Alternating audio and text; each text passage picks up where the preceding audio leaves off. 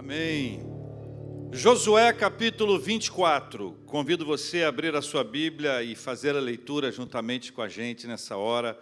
Palavra de Deus para a nossa vida, é lâmpada para os nossos pés e é luz para o nosso caminho. A gente não perde a direção quando está sendo guiado pelo Espírito Santo de Deus. Diante de um novo ano, muitas coisas acontecem ao longo de um ano, durante uma semana, durante um dia, muita coisa nova acontece. Durante uma semana, um mês, um ano, meu Deus do céu. O que vai acontecer em 2022 que tem a ver diretamente com a nossa vida?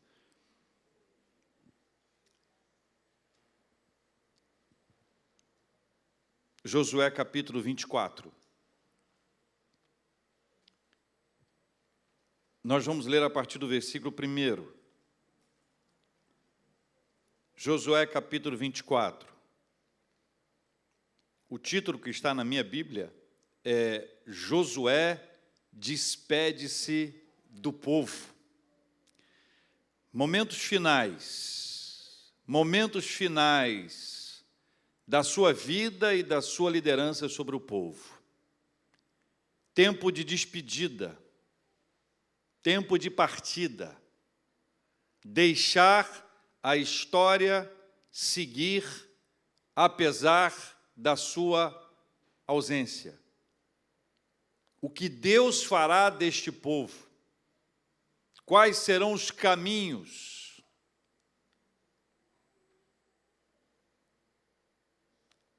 Josué capítulo 24, versículo 1. Se você puder ler comigo. Depois reuniu Josué todas as tribos de Israel em Siquém e chamou os anciãos de Israel, os seus cabeças, os seus juízes e os seus oficiais, e eles se apresentaram diante de Deus. A primeira frase do versículo 2 diz assim: então Josué disse a todo o povo. Este começo do texto nos conecta a uma realidade de um momento solene, de uma hora crucial, de um instante especial na história do povo. Não era mais um momento como os outros momentos anteriores, como todas as outras e demais histórias que eles já haviam construído juntos, numa daquelas passagens, singulares da vida do povo de Deus, sob a liderança de Josué, como aquele que sucedeu a Moisés, que foi levantado pelo Senhor para essa obra. Esta era uma hora solene, especial. Ele chama atenção para isso. Deus estabeleceu para aquele momento, um momento que seria um divisor de águas, um divisor daquela história. De vez em quando na nossa vida, Deus nos permite viver momentos assim. São instantes da nossa vida em que nós paramos para pensar e nós nos deparamos com a realidade de que alguma coisa vai mudar. Alguma coisa vai acontecer, que uma nova história haverá de ser escrita. Jesus chamou os seus discípulos no começo do ministério. E alguns daqueles que eram pescadores, Jesus disse para eles: olha, vinde após mim e eu vou fazer de vocês pescadores de homens. E a Bíblia nos diz que os dois primeiros, a referência do texto é que eles largaram as redes imediatamente. Deixaram as redes imediatamente, o que significa que de alguma forma eles compreenderam que aquele era um momento especial da vida deles, que aquela seria uma história nova, que a partir daquele instante alguma coisa diferente iria acontecer, que não era um momento comum, não era alguém dizendo, olha, deixe as redes e venha após mim, era algo especial, algo sobrenatural, algo da parte de Deus para a vida deles. Eles largaram as redes imediatamente. Ao chamado de Josué, segundo o texto bíblico, o povo respondeu. A liderança estava lá, o povo estava lá, todos com seus ouvidos atentos à sua escuta ativa para poder perceber a direção de Deus através da sua palavra, por meio de Josué, para que toda a orientação viesse sobre aquela comunidade que ali estava. O que Deus estava reescrevendo? O que Deus estava consertando? Qual era o novo passo, a nova história, o que queria mudar no coração do povo a partir daquele instante? O que é que Deus estava desenhando, reconstruindo ou trazendo de volta para que a jornada deles, a partir daquele momento, fosse uma jornada abençoada e na presença do Senhor? A gente vai ver, gente, que ao longo da nossa vida, ao longo desse ano, nós subimos e descemos. Nós estivemos no alto da montanha espiritual. Chegamos ao cume da nossa perspectiva. Naquele tempo em que eu chamo de estou rompendo em fé. Mas já houve também ao longo desse ano instantes que nós fomos descendo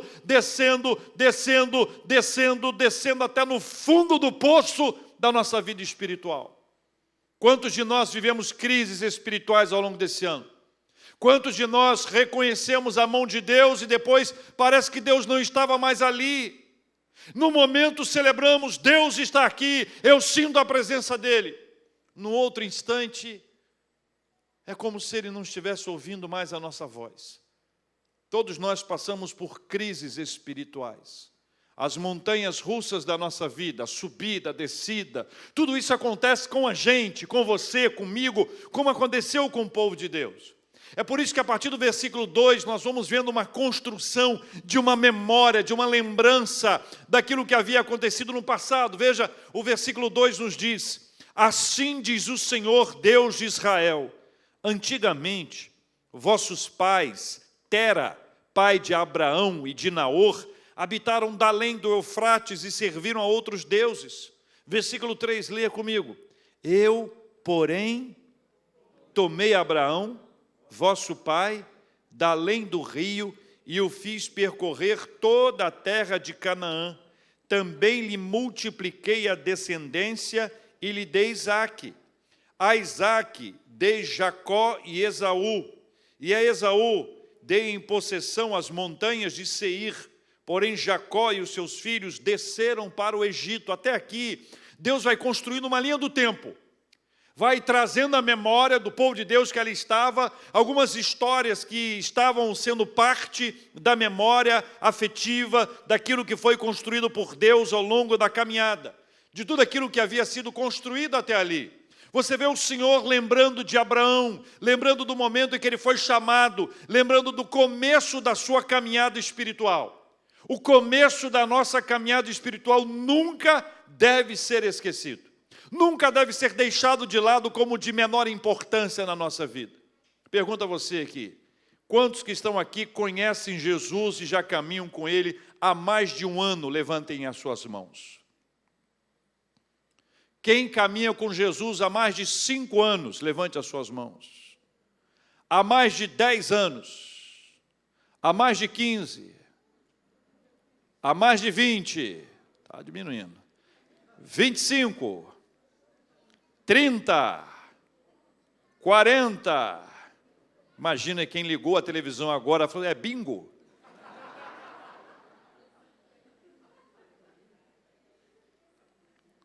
$45, 50, pode baixar rapidinho, 55, tem gente que está contando com a vida dos pais, hein? Ah, meu pai, minha mãe, eu... Mais de 60 anos. Olha aí. Vou logo para 70 para resolver o assunto. Tá bom, sobraram 3. 80. Então vamos lá. 76. 77. 78. Ganhou 75. 76.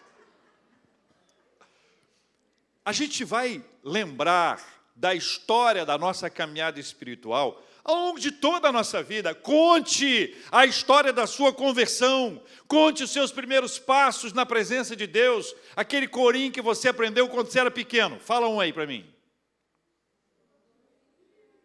É o problema de memória, né?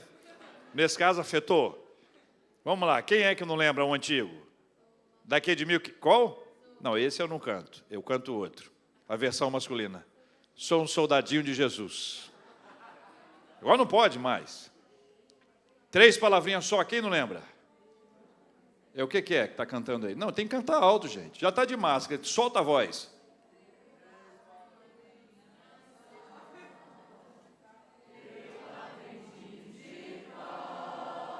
olha. Ó. É novo? Que esse eu não conhecia, não é do meu tempo. A gente cantava 3 palavrinhas só. Sou uma florzinha de Jesus, sou um soldadinho de Jesus. E outros que só eu lembro. E tem outros que nós nos lembramos. São histórias da nossa vida, os hinos do nosso inário que nós cantamos, como cantamos agora há pouco. Tu és fiel, Senhor. As lembranças da nossa caminhada, da nossa história com Deus. A primeira vez que você leu a Bíblia. Agora eu vou para essa etapa, tá? Não, estou brincando. A primeira vez que você leu a Bíblia, o seu primeiro choro na presença de Deus, a primeira vez que você fez jejum. Quantas vezes você tem que lembrar? Quantas vezes que você começou os seus primeiros passos na sua caminhada espiritual? Nessa linha do tempo, Deus vai construindo por meio de Josué, para que o povo pudesse se lembrar de toda a trajetória espiritual, daquilo que ele mesmo fez, arrancando, trazendo Abraão, dando a ele uma promessa e permitindo que ele pudesse ver o seu filho e a descendência que vai sendo ampliada. Veja o que diz, meus irmãos e minhas irmãs, a partir do versículo de número 5. Leia comigo. Então enviei Moisés e Arão e feri o Egito com o que fiz no meio dele, e depois vos tirei de lá.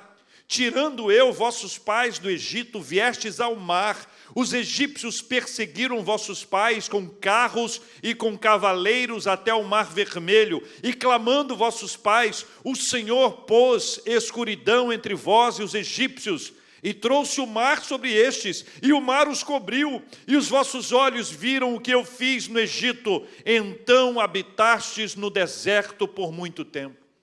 Mas essa etapa que vai sendo contada, porque de uma forma maravilhosa, o mundo foi apresentado ao Deus de Abraão, ao Deus de Isaac, ao Deus de Jacó, ao Deus de José, ao Deus de Moisés, o grande eu sou. O Senhor se apresentou a Moisés. O povo de Deus foi para o Egito, e a ida para o Egito, que a princípio você observa que era a providência divina, permitindo que Jacó e seus filhos tivessem possibilidade de sobreviver em meio à crise, uma fome horrorosa que aconteceu. Mas depois, o inimigo que é sujo, quis oprimir o povo de Deus ali, tratá-lo como escravo, para que de alguma forma pudesse impedir o avanço do povo de Deus e o nascimento do Salvador. O Salvador nasceria a partir de um povo que era escravo, e que foi escravo durante longos anos. E aqui eu quero trazer uma reflexão para você. Durante a nossa vida, nós todos passamos por momentos difíceis, que pareciam intermináveis. O momento difícil é assim. É difícil a gente entender que ele tem um prazo, que ele vai ser vencido. A impressão que dá é quando a gente está vivendo uma luta, nessa luta não vai acabar. Ela persiste, ela insiste em permanecer ali. E parece que a gente não vai ter horizonte, que não vai ter saída, que este problema vai persistir ao longo de toda a nossa vida. Como é difícil viver isso.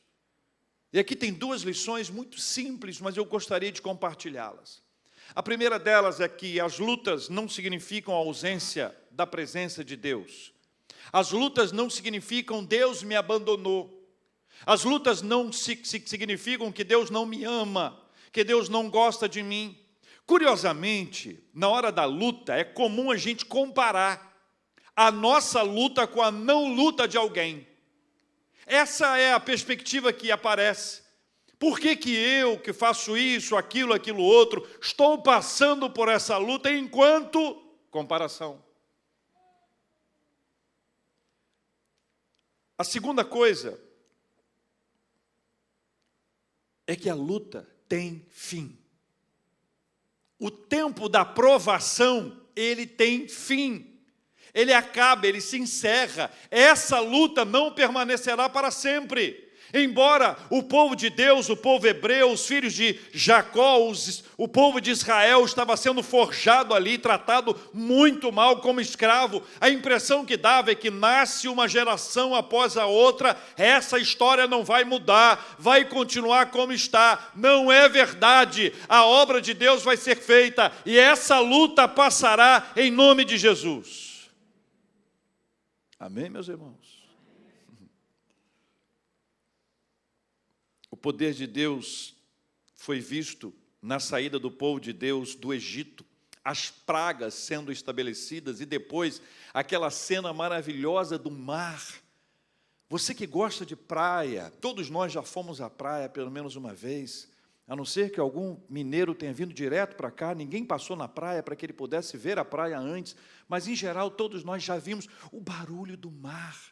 Você imagina o que é a experiência de passar no meio do mar, ouvindo o barulho do mar, ouvindo o som do mar, o barulho das ondas que não quebram, que pelo contrário se levantam e voltam e permanecem ali como muros absolutamente erguidos, sólidos, fortes, enquanto o povo de Deus passa a pés enxutos.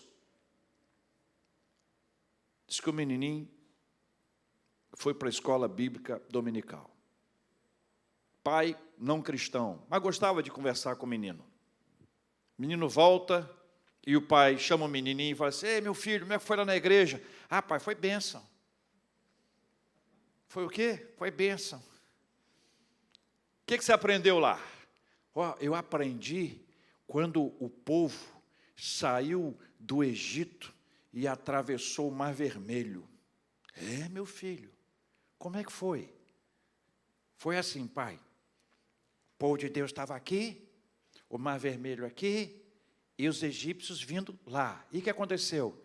Moisés pegou o rádio, chamou a equipe de engenharia, aí fizeram uma ponte que ia de um lado ao outro lado. Aí eles vieram, passaram. Na hora que todo o povo de Deus chegou no outro lado, Moisés pegou de novo o radinho, mandou a equipe de explosivo, explodiu a ponte, e os egípcios morreram afogados. O pai, primeiro que eu não sabia que igreja era essa, né? O pai, com o olho arregalado, disse: meu filho, e foi assim?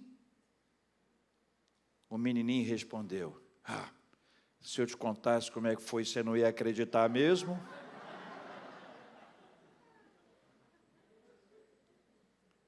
É mais fácil acreditar em algo como isso do que em algo como aquilo. Veja que coisa extraordinária! Coisa extraordinária! Diante dos olhos do povo, eles estavam se lembrando dessa história. Josué estava contando para eles que eles pudessem lembrar, trazendo à memória deles aquilo que Deus havia operado na vida deles, que eles não poderiam esquecer. Histórias vividas pelo povo de Deus que não poderiam ser esquecidas. Dizem que brasileiro tem memória fraca, esquece rápido, mas isso é coisa do ser humano. A gente esquece a bênção que Deus nos deu, a gente esquece das histórias que o Senhor nos deu, a gente esquece de momentos extraordinários da presença do Senhor, em que nós sentimos a visita do Espírito Santo de Deus dentro de nós de forma desafiadora, do momento em que nós fomos acolhidos pelo Senhor e fomos curados de uma enfermidade, de uma hora em que Deus abriu as portas para que nós pudéssemos entrar, ou ainda uma hora que Deus cerrou as portas, fechou as portas e disse: não vai. O nascimento de um filho, a bênção da chegada de uma neta, o trabalho, o alimento. Nesses últimos 2 anos, nós aprendemos mais um pouco sobre a bênção de respirar. Quantas pessoas nós perdemos ao longo desses 2 anos? Quantas pessoas com dificuldade para respirar? Seja grato pelo que você já recebeu. Amém? Reclame menos, murmure menos, agradeça mais em nome de Jesus.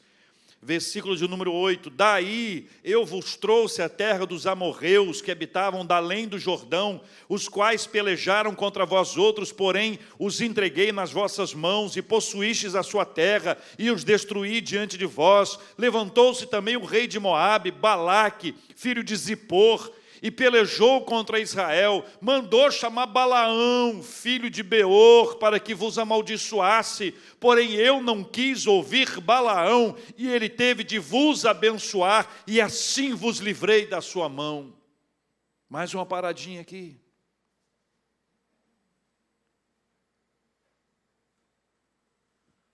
Tem gente que tem medo de olho gordo, olho grande. Ah, pastor, minha vizinha foi lá em casa, tinha uma plantinha, a vizinha chegou, a plantinha morreu. Já aconteceu com você? Você quem era? A pessoa que foi ou a pessoa que recebeu? Normalmente, a gente conta a história, a pessoa veio na minha casa e aconteceu isso. Nunca foi a gente que foi na casa da pessoa e aconteceu aquilo. As pessoas têm medo de alguém nos amaldiçoar. Olha que Balaão, lembra de Balaão, da mula de Balaão? Balaão foi contratado, chamado, convocado para amaldiçoar. Essa expressão bíblica é maravilhosa. Porém eu não quis ouvir Balaão, e ele teve que vos abençoar. Nossa vida é abençoada por aquele que é o dono da bênção. Nós não somos abençoados pelo nosso esforço, pela nossa beleza, embora aqui nós sejamos abençoados com a beleza, nós não somos abençoados por aquilo que nós fazemos, mas nós somos abençoados que nós somos amados de Deus. Deus nos abençoou, nós já somos abençoados. Quando alguém nos diz, Deus te abençoe, não quer dizer que nós não sejamos abençoados. Deus já nos abençoou, mas é lindo dizer, Deus te abençoe, Deus te abençoe, Deus te abençoe. Deus quer usar a nossa vida para que nós sejamos bênção na vida de milhares e milhares e milhares de pessoas. Este ano é o ano da bênção de Deus sobre a nossa vida. Versículo 11. Passando vós o Jordão e vindo a Jericó, lembra de Jericó? Os habitantes de Jericó pelejaram contra vós outros, e também os amorreus, os ferezeus, os cananeus, os heteus, os gigazeus, os heveus, os jebuseus. Porém os entreguei nas vossas mãos, enviei vespões adiante de vós, que os expulsaram da vossa presença, bem como os 2 reis dos amorreus, isso não com a tua espada, nem com o teu arco. Dei-vos a terra em que não trabalhastes, e cidades que não edificastes, e habitais nelas, comeis das vinhas e dos olivais que não plantastes. Que coisa extraordinária! O Senhor foi aquele que foi adiante do povo. Toda conquista, toda vitória foi obra da graça de Deus sobre a vida do povo. Olha que coisa linda! Olha o poder de Deus antecipado, antes da movimentação do povo. O Senhor já estava na frente, adiante deles. Guarde isso com você. Quando a gente chega, Deus já chegou. Quando a gente for, Ele já foi. O Senhor vai sempre adiante de nós. O Senhor prepara tudo. Jericó foi sacudida pela presença de Deus. Sacudida pela presença de Deus. O Senhor se manifestou de uma forma extraordinária. As muralhas de Jericó eram consideradas intransponíveis. Era essa a expressão que se dava para as muralhas de Jericó. Eram duplas, eram 2 muralhas, uma na frente da outra, gigantescas, intransponíveis. Como destruí-las? A não ser que o poder de Deus se manifestasse. É mais uma lição importante para nós. Guarde isso com você. Não existem barreiras intransponíveis quando há o poder de Deus e a vontade do Senhor. Não há nada que seja impossível ou difícil demais para o Senhor. Creia! Creia no poder de Deus. Chega no versículo 14. Ele fez esse resumo. E diz, olha, agora, pois, temei ao Senhor e serviu com integridade e com fidelidade. Temor, serviço com integridade e serviço com fidelidade. Deitai fora os deuses aos quais serviram vossos pais da além do Eufrates e no Egito, e servi ao Senhor. Eles carregaram a idolatria, a confiança em outros deuses. E o versículo 15 nos desafia. Leia comigo, por favor. Porém, se vos parece mal servir ao Senhor, escolhei hoje a quem servais. Se aos deuses a quem serviram vossos pais, que estavam da além do Eufrates, ou aos deuses dos amorreus, em cuja terra habitais. Eu e a minha casa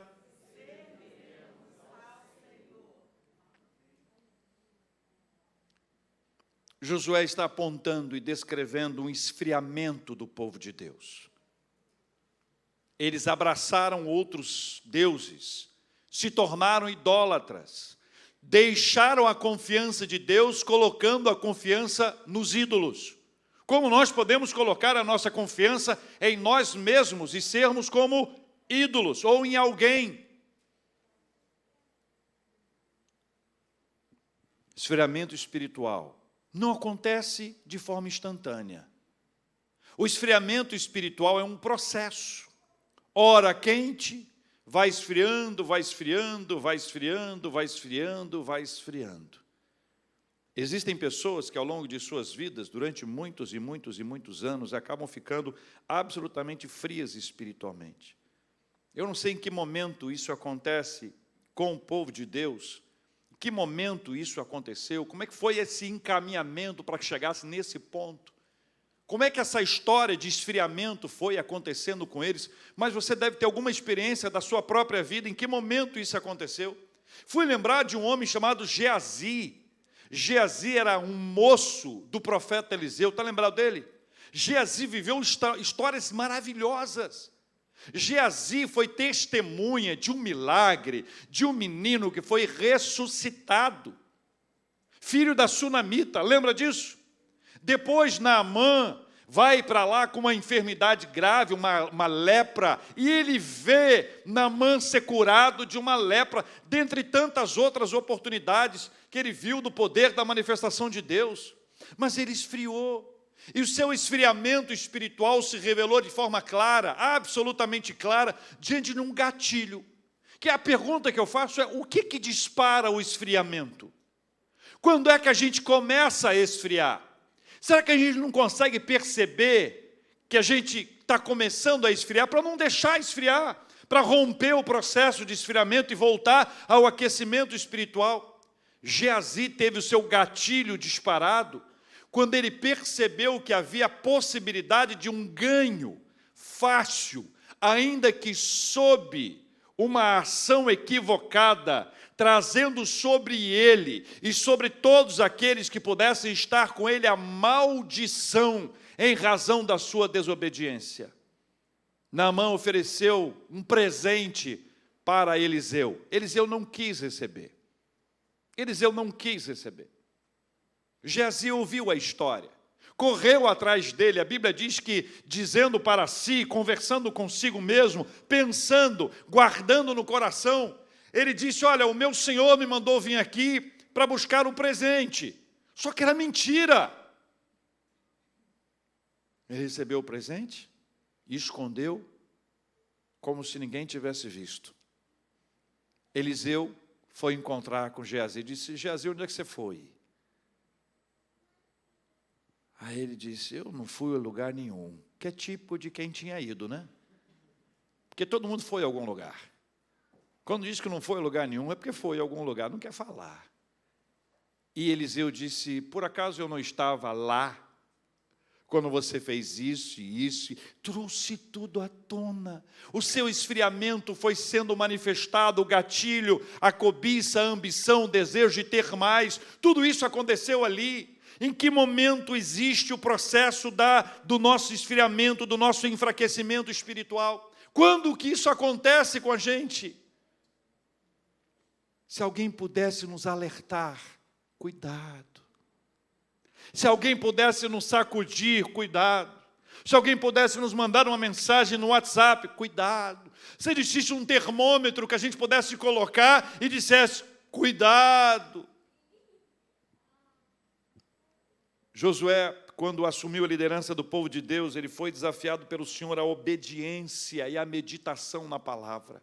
2 segredos para que não haja esfriamento espiritual. Obediência e meditação na palavra.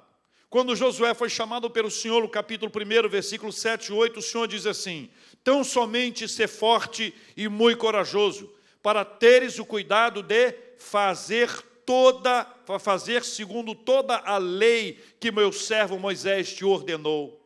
Dela não te desvies nem para a direita nem para a esquerda, para que sejas bem-sucedido por onde quer que andares. Não cesses de falar deste livro da lei, antes medita nele dia e noite, para que tenhas cuidado de fazer segundo tudo quanto nele está escrito, então farás prosperar o teu caminho e serás bem-sucedido. 2 questões. A primeira delas, obediência. Não se desvie nem para a direita nem para a esquerda. Seja obediente à palavra do Senhor. Traga a palavra no seu coração, medite, reflita. Traga a palavra do Senhor para a sua vida. Essa é a chave, as 2 chaves para que não haja esfriamento espiritual. Para que não haja o nosso distanciamento de Deus, para que a gente não comece um processo de esfriamento, de afastamento da presença do Senhor. Obediência e meditação. Fácil ou difícil? Fácil ou difícil? Obediência, fácil ou difícil?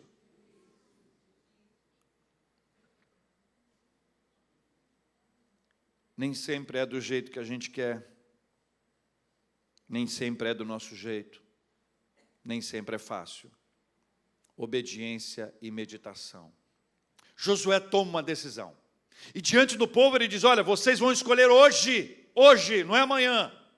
A hora solene é agora, o instante é esse. Não há tempo para pensar, não há tempo para perder. Esta é a hora, escolhei hoje a quem servais. Eu e a minha casa serviremos ao Senhor. Escolham hoje se vocês vão servir aos deuses da além do Eufrates, aos deuses do Egito, aos deuses que foram trazidos para cá, ou se vocês vão servir ao Senhor, porém eu e a minha casa serviremos ao Senhor. Numa hora de decisão, nós precisamos nos posicionar. Existem pelo menos 3 tipos de pessoas num momento como esse. As que se omitem, as que seguem a decisão da maioria e as que decidem. Pelo menos 3 tipos de pessoas. As que se omitem, as que seguem a decisão da maioria e as que decidem. Vou dar exemplos. Eu gostaria que você se colocasse nisso e pensasse em qual desses 3 grupos de verdade eu estou. Para os que se omitem. Apocalipse 3,16. O texto é forte, cenas fortes. Assim porque és morno e nem és quente nem frio, estou a ponto de vomitar-te da minha boca.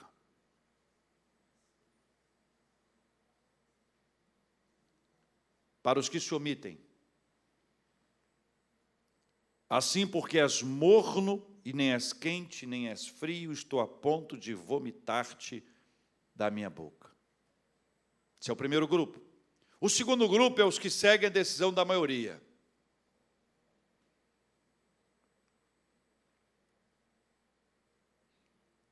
Barrabás, Jesus. Quem que vocês querem que eu solte hoje? E o povo gritou, Barrabás. Do lado de cá, Jesus. O texto nos mostra que Pilatos, de certa forma, insistiu. Barrabás ou Jesus? O que a maioria resolveu? A maioria resolveu libertar Barrabás. Mas não só isso. E o que eu faço com ele? A maioria disse: crucifica-o, crucifica-o, crucifica-o. A decisão com a maioria nem sempre é o adequado. Seguir a cabeça da maioria é não seguir a sua própria cabeça ou a ministração de Deus sobre a sua vida. É se perder no meio do caminho. É seguir aquilo que as pessoas falam. É seguir aquilo que as pessoas pensam. É seguir a maioria. O terceiro grupo é os que decidem. É os que se posicionam. Como Josué. Olha, vocês podem escolher. Eu, porém, eu e a minha casa serviremos ao Senhor. Na hora da decisão, nós temos pelo menos 3 tipos de grupos, 3 tipos de pessoas. Aquelas que se omitem,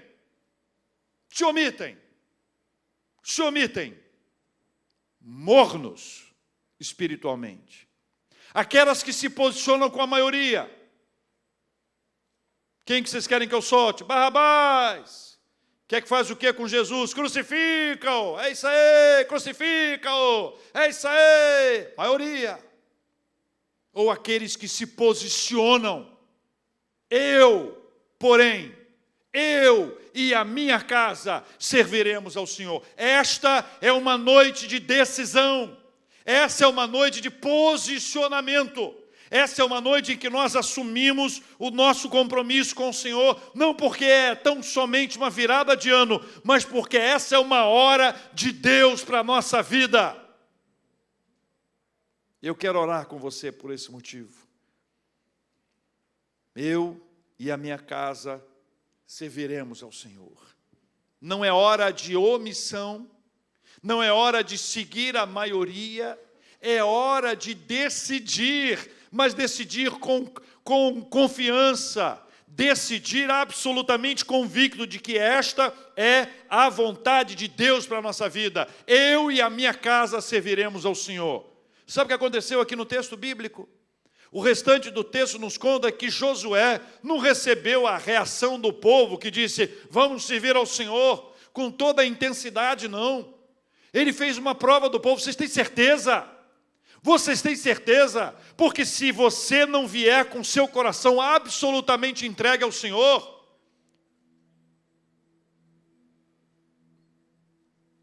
você verá as consequências. Longe de nós, disse o povo, o abandonarmos o Senhor para servirmos a outros deuses, porque o Senhor é o nosso Deus. Sabe o que eles fizeram com os ídolos? Jogaram fora, deitaram fora, como diz o texto bíblico. Colocaram toda a sua confiança em Deus. Retiraram toda a confiança que não estava no Senhor, que não estava centrada no Senhor. Qualquer tipo de confiança que vai sendo levantada ao longo da nossa vida, tudo isso sendo deixado de lado, abandonado, para colocar a confiança plena, certeira, convicta e segura no Senhor. Josué fez o desafio. Pegou uma pedra, e esta foi a pedra como testemunha de uma aliança que estava sendo estabelecida. E eu quero dizer a você que ao longo desse ano nós vivemos montanhas, subimos, descemos.